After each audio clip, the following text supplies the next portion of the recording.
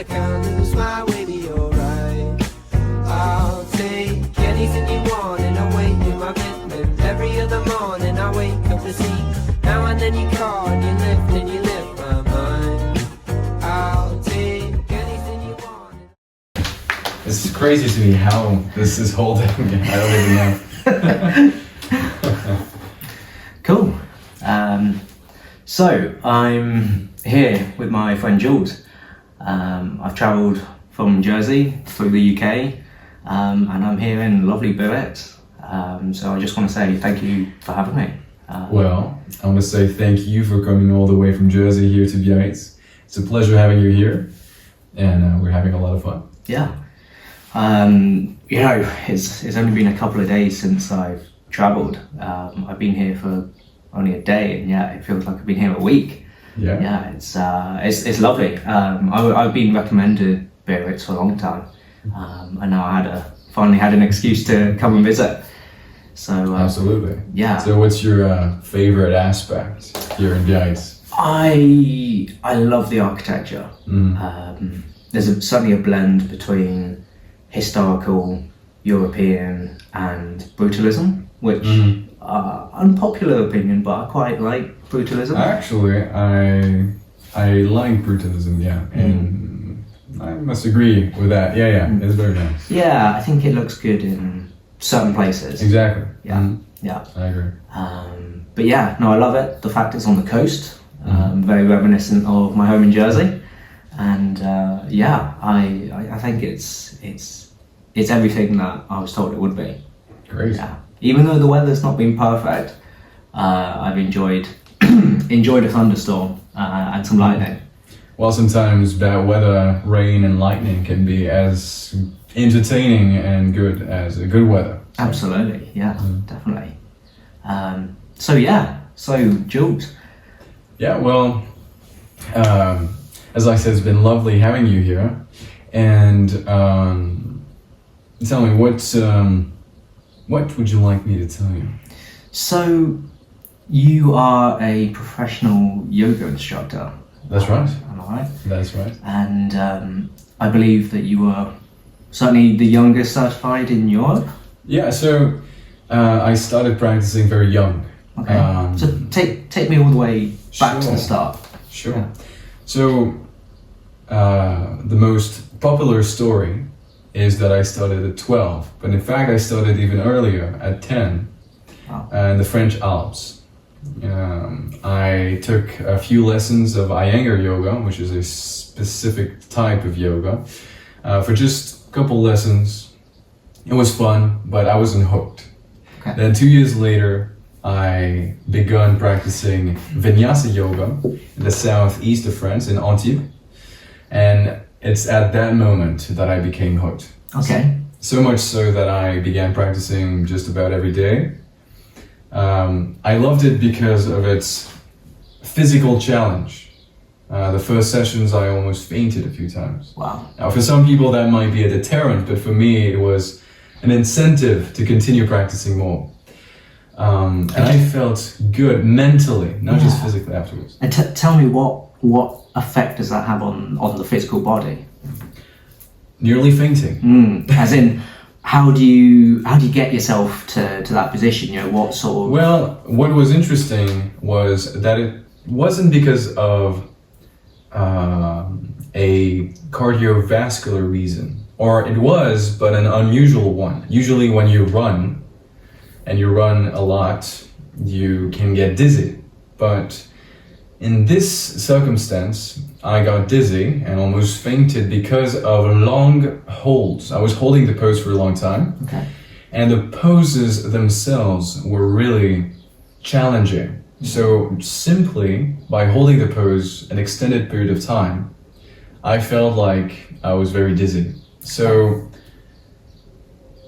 it allowed me to not only still my body, but also still my mind, because holding the pose, in contrast to running or doing very intense physical exercises, going from one pose to the other, I had to fight my own mind to stay in the pose, in the same still pose for an extended period of time. So that's what I really liked. Wow. And And is there an extended or a certain period of time?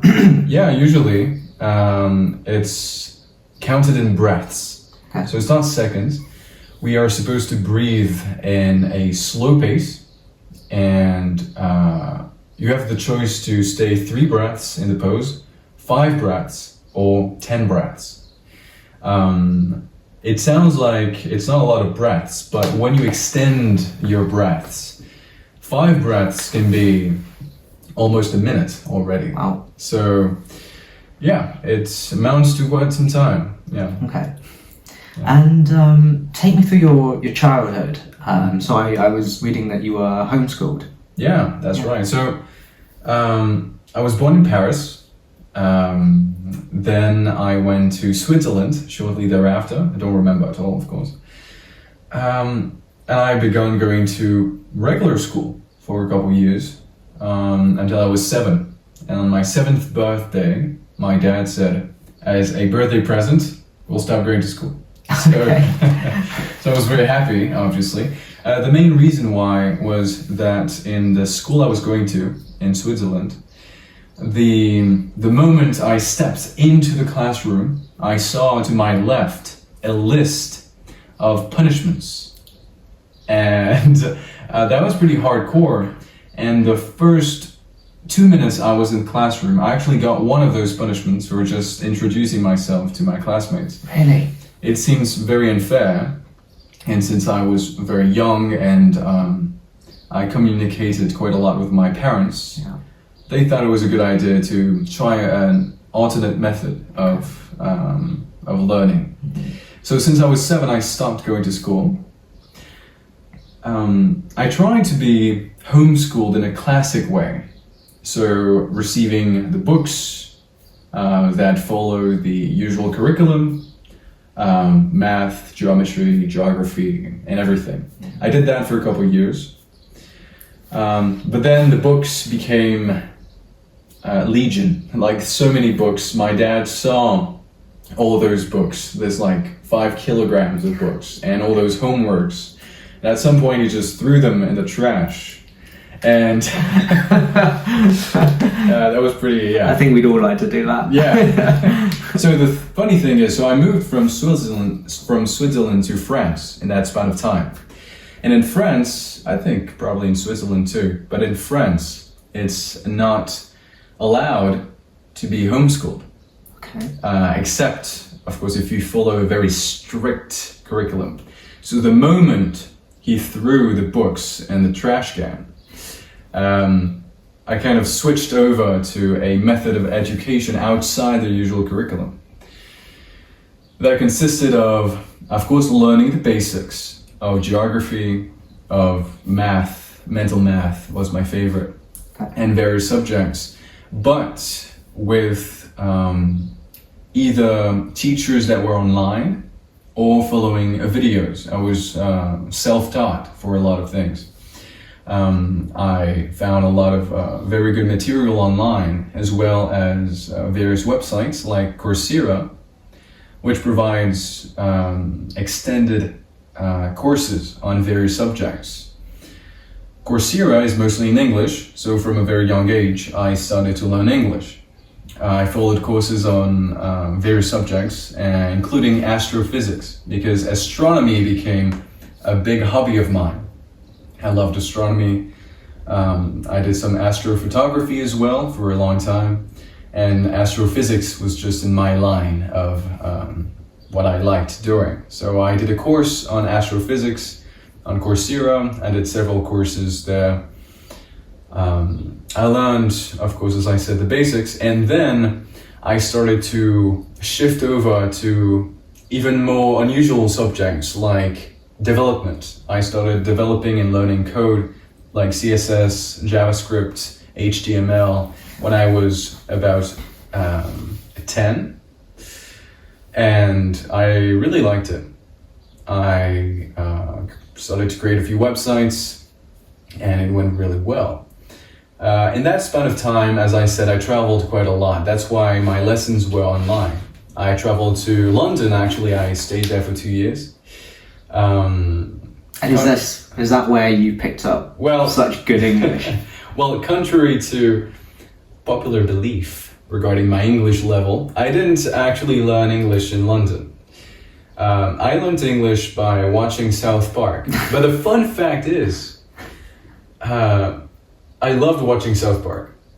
I rented the series on my iPad, but the subtitles were not synchronized. The French subtitles were not synchronized, but they were very out of synchronization. So I was getting really pissed off at having to look at subtitles so out of sync.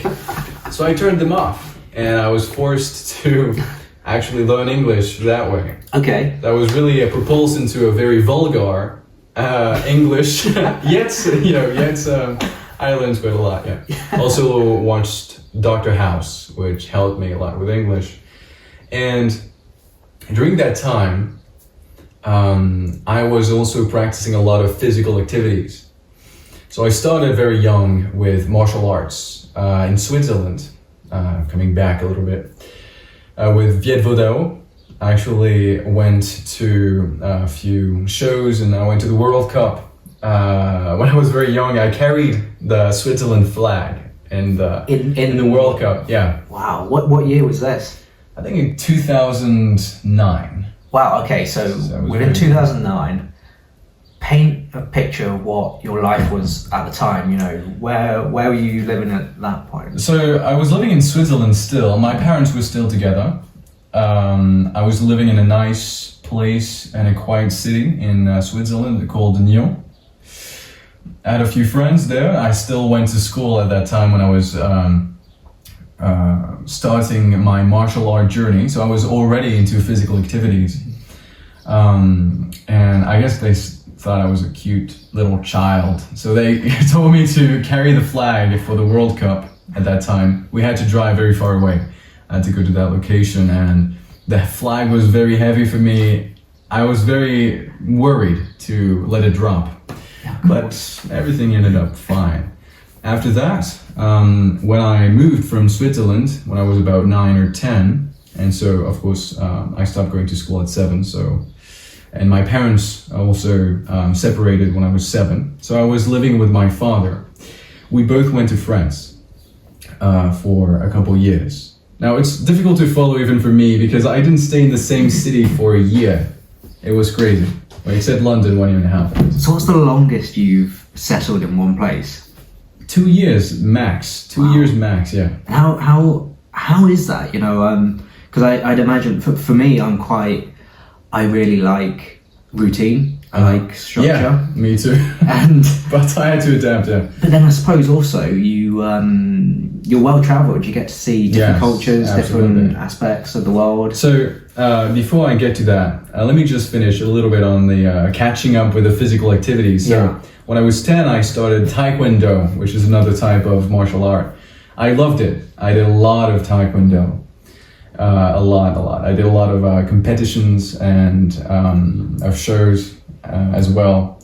And when I went to London, I continued studying outside the usual curriculum and doing Taekwondo with a very tough Taekwondo teacher. Very tough. I also fainted almost a couple of times to do his training. He was hardcore. Wow. I guess in London you have to be. Yeah, yes sir. Yeah. Like what? To fight the weather. The weather. Yeah. I guess so. So that was hardcore. After that, I continued on with skiing. When I went away from London, when I was 12, I went to France. I skied for a couple years, and in the summer I went to golf. In the southwest of France. So I was traveling quite a lot. And I loved skiing, loved golfing, and I stopped with the martial arts. I got very stiff, very, very stiff. I couldn't bend forward at all. Wow. And as a result of martial arts? No, as a result of skiing and golfing. Wow. Yeah, especially skiing. Martial arts, you get kind of stretching. Yeah, I was going to say that. But skiing, as I did on a competitive level for 4 years in total, It left me very stiff. Right. So that's why when I started yoga at the same time when I was 12, I was very stiff in the beginning.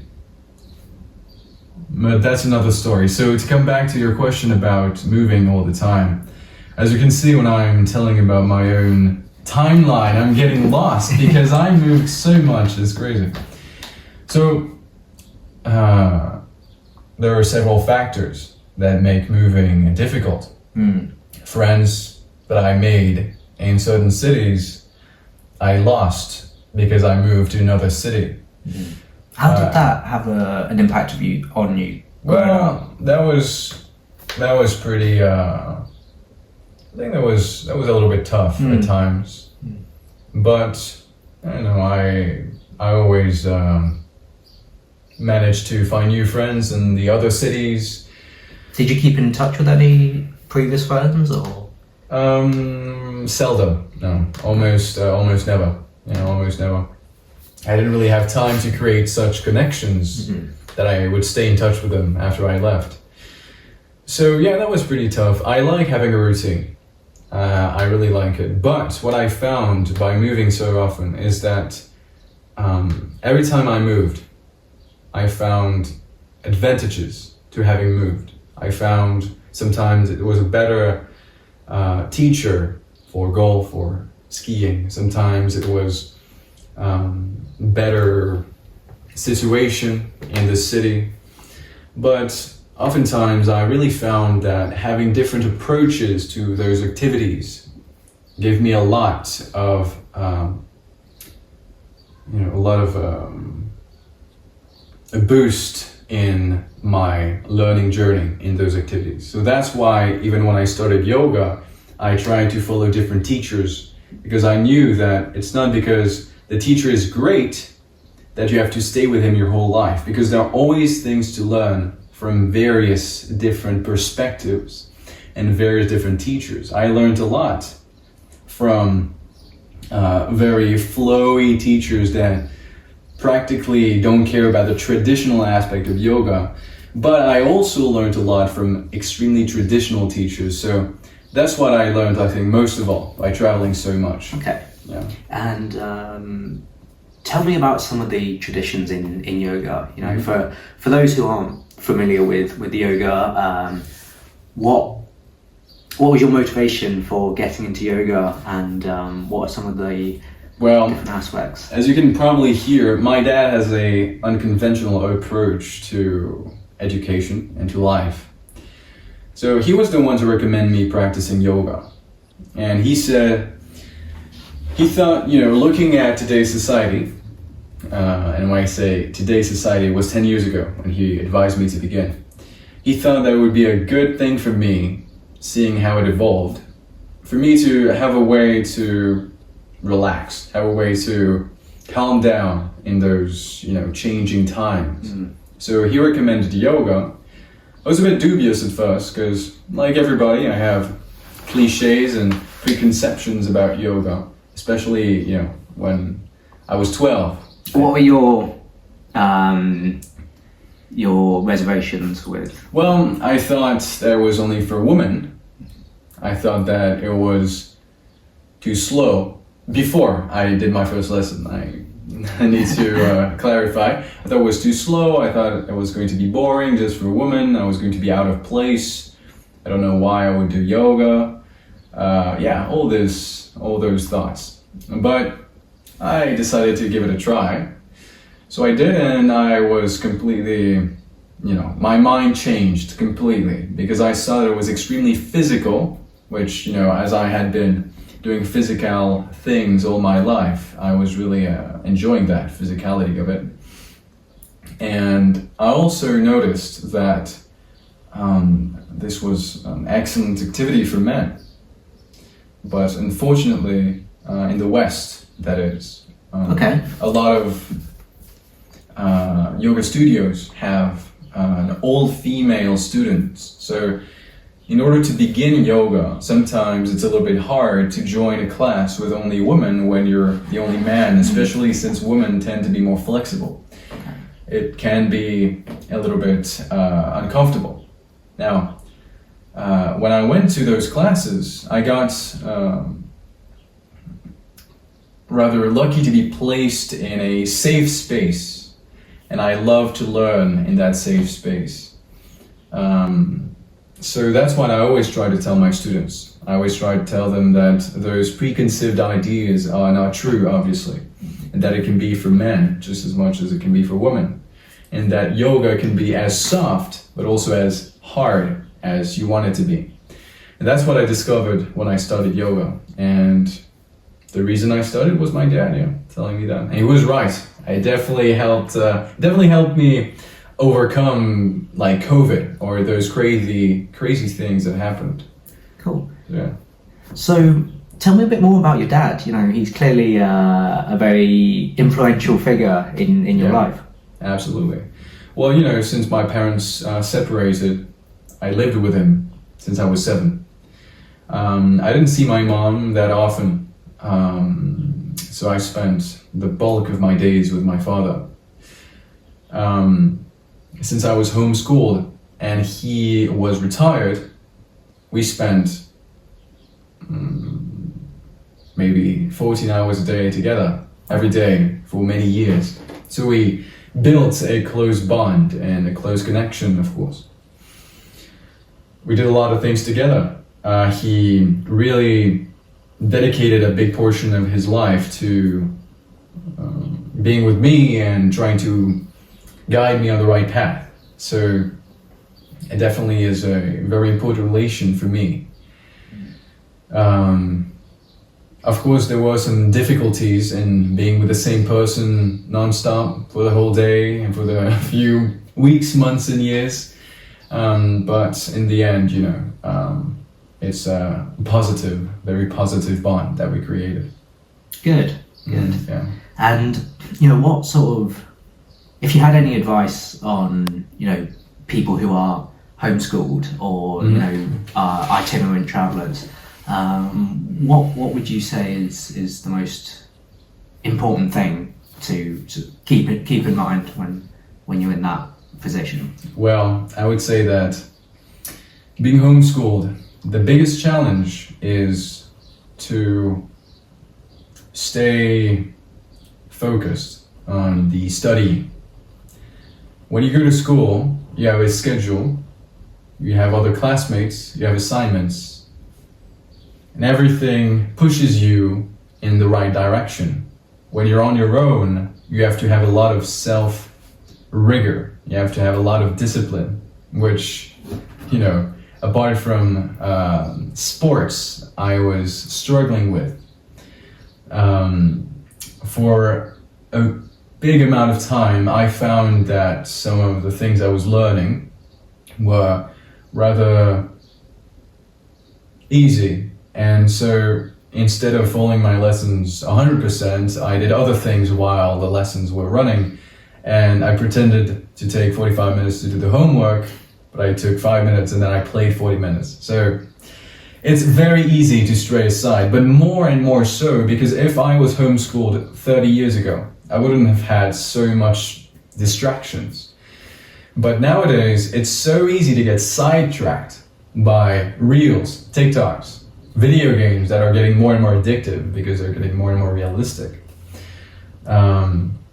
So just one thing to keep in mind, if you're homeschooled,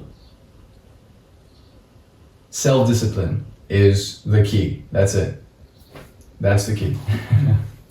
And with you having such a presence on social media, you know, you're well over 100,000 followers now, and several million views across all your videos. Before we get into the the social aspects of social media, tell me about your most successful video and when did you start your social media journey? Well, I started after my first yoga teacher training. So after I had begun yoga when I was 12, about 2.5 years after, I decided to become a certified yoga teacher. So I followed a yoga teacher training course, and I became, as you said in the beginning, one of the youngest certified yoga teachers at 14. It was a very happy moment. And right after, I did my first Instagram post. It was a post of me skydiving. That was my first post. Then my second post was a post of me with my cat doing some pranayama. I'm not going to go through all my posts, but I remember those two first posts. And what sort of year would this have been? So this was, if I remember correctly, in 2018/2019. Okay, so this was just pre-COVID. Yes. Yeah. Yeah, this is very important in the rest of the story. So, yeah, this really shaped my life.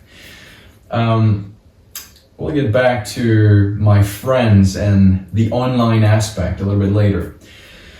But, so, I started posting, when I was almost 15, in 2018, 2019. My followers were the people I trained with during their teacher training. I started to post random things, but shortly thereafter, I began posting yoga poses. Pictures of classic poses, things I was practicing, learning, and actually worked pretty well. I began having quite a few followers. I remember the first time I had 10,000 followers. I was about 16, I think, 16 or 17. And then it quickly went up to 30,000 when I was 17, And it stayed there for quite a bit of time. But I need to rewind a little bit to tell you that between 15 and 17 years old, I felt I wasn't ready to really teach yet. So I trained a lot, physically, but also trained my teaching skills. I taught my invisible students, and then I filmed myself, and then I followed my own teaching to correct myself. I mean, it was a whole process. After which I had my first ever student when I was 17, thanks to my Instagram account. And how old were they? About 50, I would say. Oh wow, okay. Yeah. So what did that feel like? Was there pressure there, or? Yeah, of course I was very nervous. Yeah. I was very nervous, but I had trained a lot, and so the anxiety went away quickly. I taught him. It was nice. My first private student from Brazil, a politician, I think, from Brazil.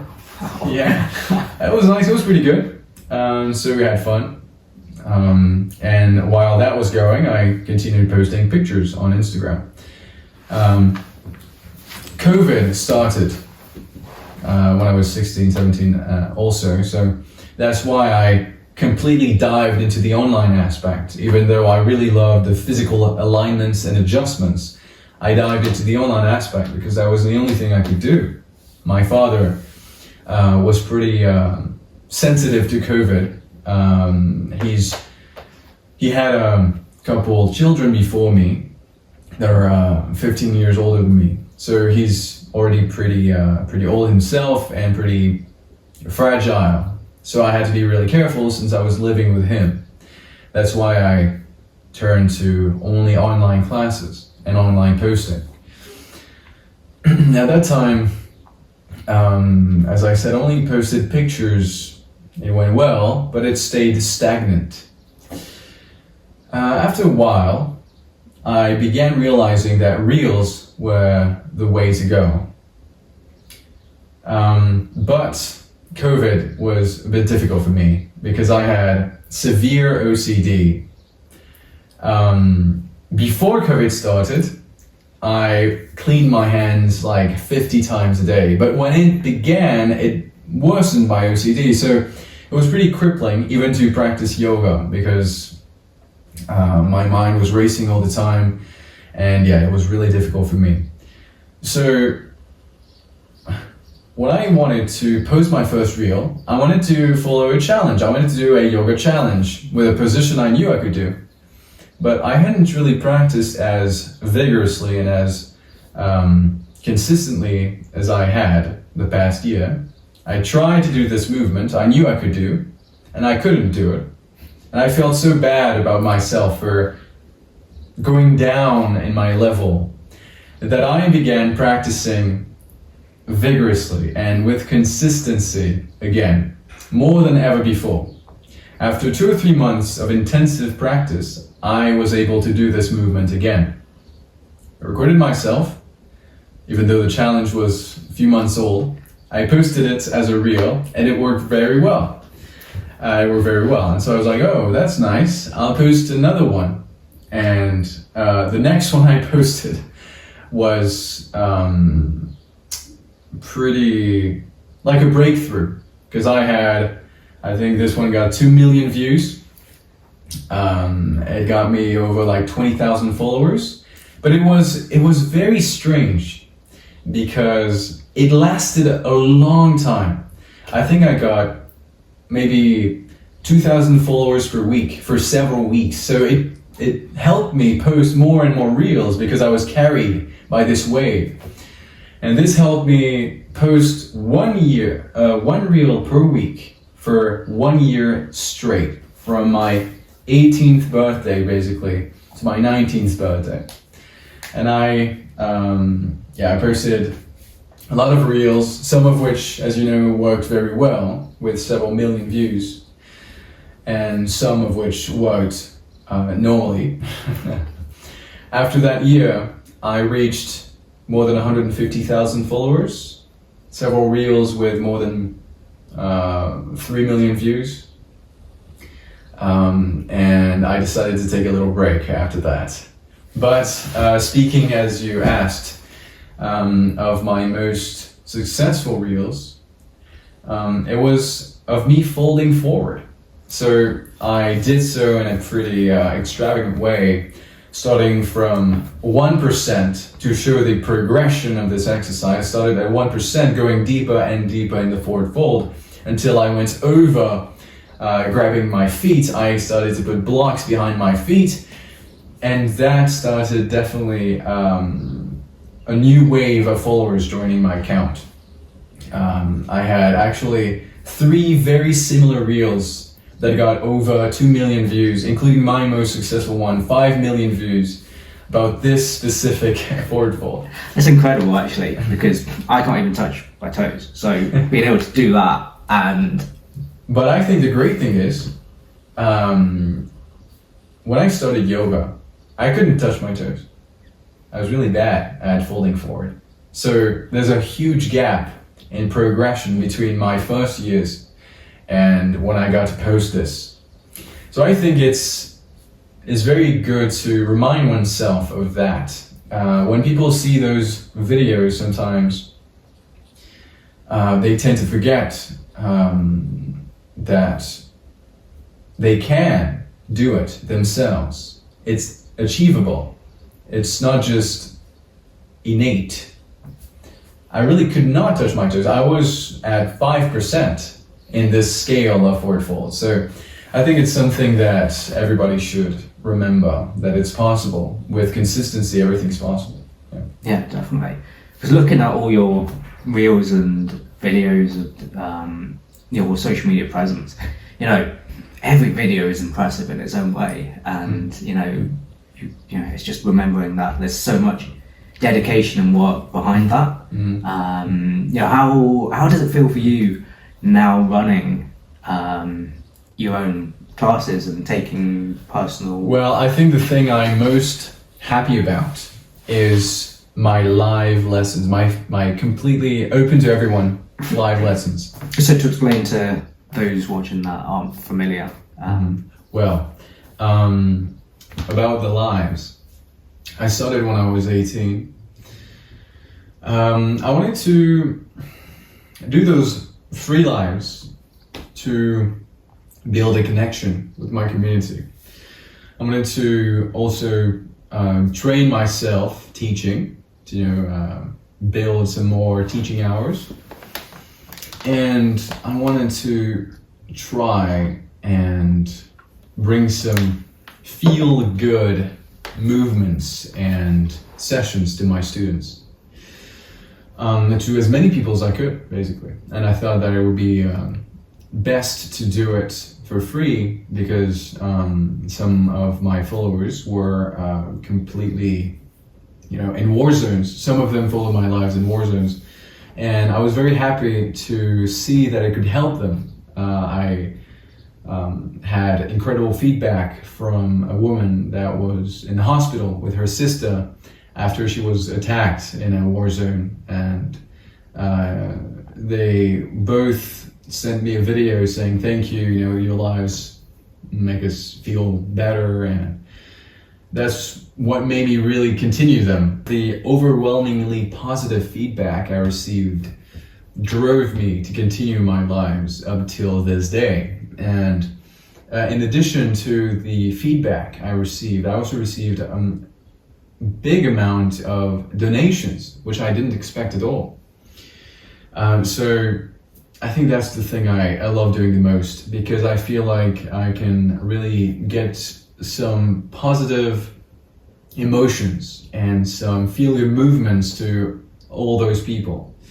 So yeah, that's what I really like doing. Of course, I have also students that follow my lessons, and it's all online, but the fact is COVID made it happen that way. I just shifted online, now I'm online, but it allows me to travel wherever I want to teach my classes while I'm in Turkey, Georgia, Spain, Belgium, various countries. So yeah, it's amazing. I'm really happy about that. And this allows me to have now a very linked community of regular students that come to my lives, of people that regularly donate and that support me. That's fantastic. I'm going to host a retreat soon, but that's confidential. And I'm going to hopefully do those events more and more, because ultimately I would like to bring people together not only online but in real, because it's different in real life. It's not something I had a lot of opportunities to experience, but in real life there is a big difference. and so yeah. And what does it mean to you having such a community? This community you've built up. The idea that you, as you say, you're bringing people together, you're educating them, and it's just it just seems like the best of both worlds. Yeah, because when I do my live sessions, for example, I also get a lot of benefits from them. Sometimes I don't feel good, but I do my live session no matter what, and it makes me feel better, because they're not just my students or my community, they are my friends. I know their names, I know their profile pictures, I know their pets' names, I know everything about them. So it's a get together, and it's very nice. It's very, very nice. Real sense of connection there. Absolutely, yeah. Absolutely. There's a real connection, and I think that's what matters most. So it feels amazing. Great, good. Yeah. And what do you feel going forwards? What's your plan? Is this your job, or is this? Oh yeah, this is my job. This, I love teaching yoga. I love transmitting knowledge, and I love learning new things. I meet incredible people thanks to my Instagram. People like you. It's amazing, and it's all thanks to my job. I don't even consider it a job. It's my thing. It's my activity. It's yoga, and I practice it for myself. I teach it. I love it, and my plan is to continue practicing until I'm 100. Because the great thing about yoga is that you can progress your whole life. I've seen yoga masters that are extremely old, but that are feeling as good as ever thanks to yoga. And that's really what I'd like to do. And I'd like to continue teaching for as long as I can and build a community with as many people as I can to make them feel good. Yeah, that's the plan. Yeah, that's a great plan. Yeah. Very good. Yeah. Yeah, that's a good plan. Yeah. going back to social media. Yeah. What do you think? What do you think of social media in general? You know, it's such a minefield. You know? Yeah, well, it's ironic because I think social media for me was extremely positive. Without it, I wouldn't have the students I have today. I wouldn't be able to travel as I do. I wouldn't be able to do a lot of things. But at the same time, it's also something I try to avoid because it can be very easy to slip in that scrolling endlessly and wasting a lot of time on it. For example, my most viewed video is just one 45-second video took 20,000 hours from everyone watching it. So 20,000 hours of people not doing anything else but just watching my video. When you think about how many billions of videos there are and how many other videos have much more views than mine, we cannot even begin to fathom how many hours are wasted. I'm not even going to try and work out that in days, but I'm sure we will. Yeah, we'll work out. Quite a bit. That's quite a bit. So it is ironic because I can't diss Instagram or social media, but at the same time I can issue a warning. Self-discipline, just like in homeschooling, is very important, and I think there are a lot of good things in social media, just like a lot of good things thanks to internet, but there are also a lot of bad things, a lot of things that you should try to avoid doing. So yeah, it's I would say regarding social media, it's all about balance. You know, everything in moderation. Yeah, that's right. That's right. Yeah, and yeah, tell me a bit more about your personal life. You know. Well, as I said, I wanted to talk about friends and moving all that much. Well, when COVID started, it didn't really change a lot of things for me, except that I wanted at that age to start meeting people and really build meet some friends and things like that. Start dating and so I started having some issues with my father because it was so hard to see anybody because it was ill-advised at that time with my father being so sensitive. So I started to have a lot of connections online. Obviously, having such a big account, it was easy for me to talk to a lot of people. So I built a lot of connections at that time, and I actually started having some long-distance relationships, which are always a challenge in themselves, because I'll pass the details, but it's pretty challenging. So at that time, I was almost recluse at my place. I couldn't go out. There were lockdowns and everything, so that lasted a few years. So I coped in some way with some long distance relationships, whether would it be like for friends or just romantic relationships, and it created some issues between my dad and I, because I was desperate to just go out and meet people. At that time, the person I was with lived in Mexico, and so I just wanted to go there. But for my father, it was very dangerous for me to go to Mexico. And I can understand, I was not even 18 at the time. So it created problems. I ended up going a few times. Went well. I'm not with that person anymore, but it went well. My father and I made up after that. And I said, okay, COVID is over. I can meet people, and I will not go into any long distance relationship anymore. And I said, oh no, come on, I'm done with that. And the fun thing is, sometime after, a few months after, I met a few people in real, made some friends, it was very nice. And a crazy thing happened. Crazy thing happened. So I met someone who actually DM'd me on Instagram in 2021, who I hadn't talked in a few years. I began talking again. And I really didn't want a long distance relationship. So I started talking and stuff like that.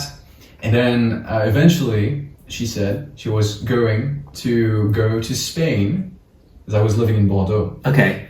And she said, "Oh, I'll come meet you in Bordeaux." I said, "Okay, great.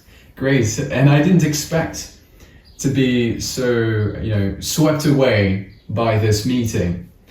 That was in 2023.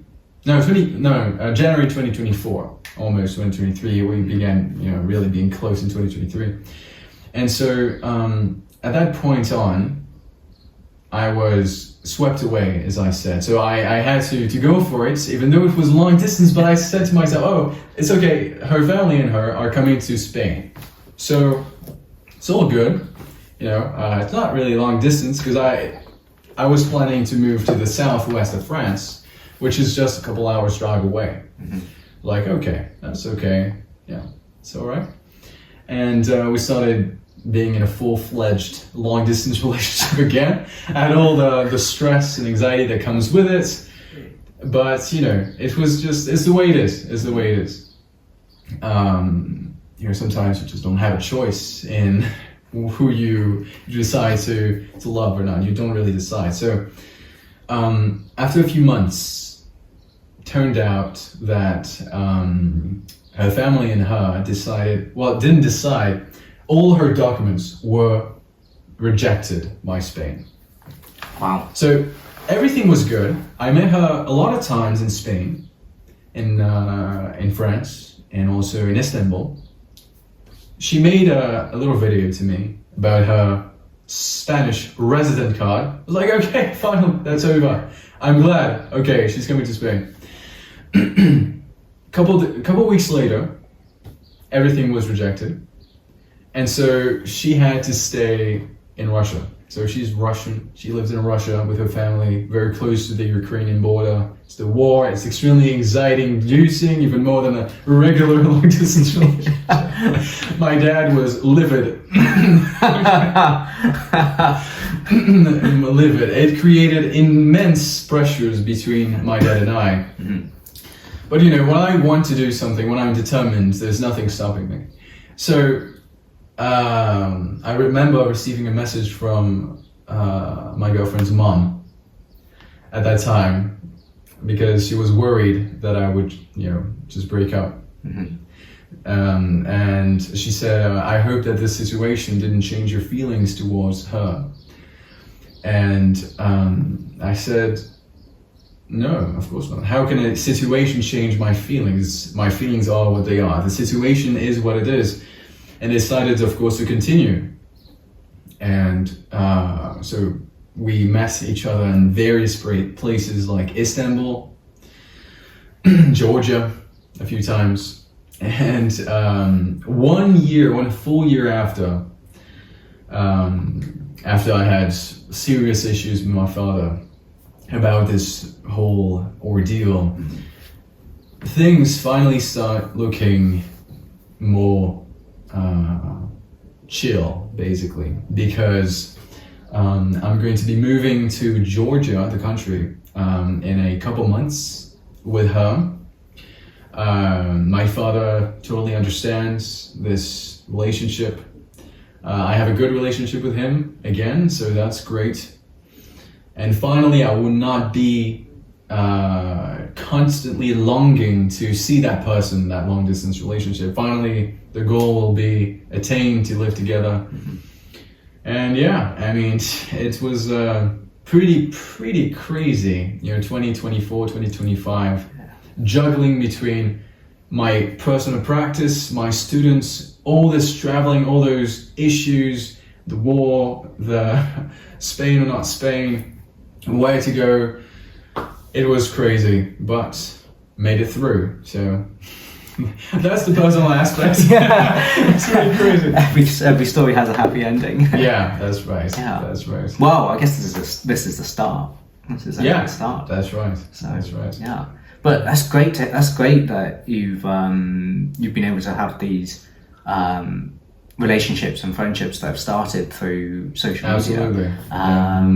media.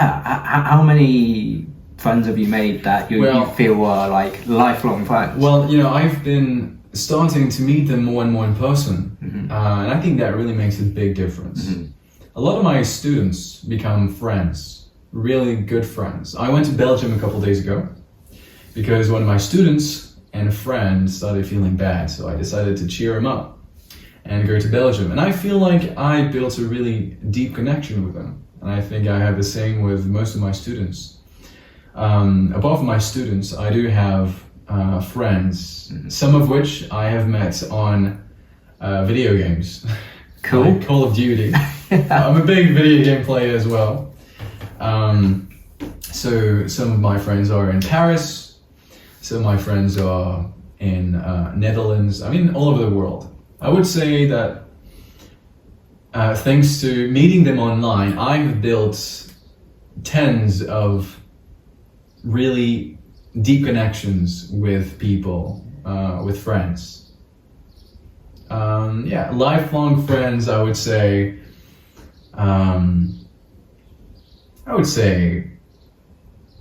8. I don't know, something like that. Yeah, nice small circle. Yeah, that's right. Yeah. That's right. Good.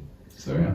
Yeah, and the other thing that is pretty amazing is how just friendly you seem. You just radiate that good vibes and stuff. Do you ever have bad days? Do you ever struggle with mental health? Of course I do. I do. Yeah, it's something that rarely shows through my lies, but I do share it when I feel bad because I think it's human. I think they have to know that I'm human. I'm not a robot. I'm not always happy.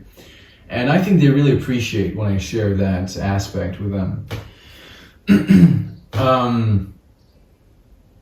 I think I'm pretty easy to smile and to laugh. Nonetheless, as I said, I've been struggling with OCD. It's been really tough for me since I'm 14. Or even before. I think yoga helped me with that aspect. Yoga helps me every day to overcome the usual overthinking, usual anxiety that occurs to all of us. So even though I appear friendly, and that's very nice of you to say, and I am friendly, of course, I'm not saying I'm not friendly at all, but I do have days where I'm just not very...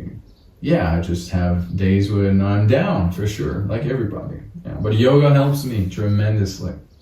Good. Yeah. Good. That's great. That's great. Yeah. Absolutely.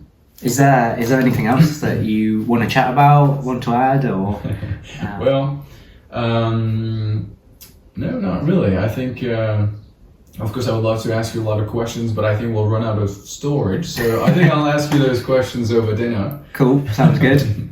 What about you? Any other questions? No, I think that's great. Okay. This is the first time I've done this. This is something that I want to try and continue. I still haven't even got a title for it. I'm thinking maybe something like walks of life or interesting people. The premise being, I meet interesting people, whether that's friends or anyone with an interesting story to tell. Well, I'm honored to be your first guest. Well, thank you for giving me your time. Of course, it's a pleasure. Yeah. Thank you for having me. Yeah, happy to have it. Yeah. Cool. Excellent. All right, thank you, man.